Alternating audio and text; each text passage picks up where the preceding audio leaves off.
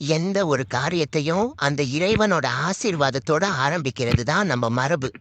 இந்த தீபத்தோட வெளிச்சம் எப்படி இருட்ட விளக்குதோ, அதே மாதிரி இந்த மண்ணுல இன்னைக்கு நாம வைக்கப் போற ஒவ்வொரு விதையும் நம்ம வாழ்க்கையில ஒரு பெரிய வெளிச்சத்தை கொண்டு வரும்னு நம்புறேன்.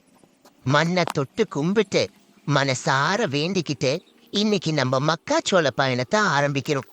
இது வெறும் விவசாயம் அல்ல, இது ஒரு புனிதமான தொடக்கம். நண்பர்களே, இன்னைக்கு நாம தேர்ந்தெடுத்திருக்கிற ரகம் சிஞ்சென்டா NK 6540. விவசாயத்துல ஒரு சின்ன தப்பு நடந்தாலும் வருஷம் முழுக்க பாதிக்கும். அதனாலதான் வறட்சியை தாங்கி தரமான கதிர்களை கொடுக்கக்கூடிய இந்த ரகத்தை நான் முழுசா நம்புறேன்.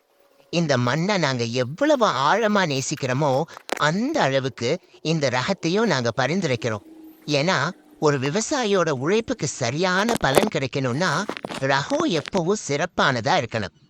இப்ப பாருங்க, அந்த இறைவனோட ஆசையோட நம்ம கருவி இந்த மண்ணை பிளந்துக்கிட்டு விதைகளை விதைக்க ஆரம்பிச்சிருக்கு. ஒரு சீரான இடைவெளியில ஒவ்வொரு பாறையிலையும் விதைகள் துல்லியமா விழுது.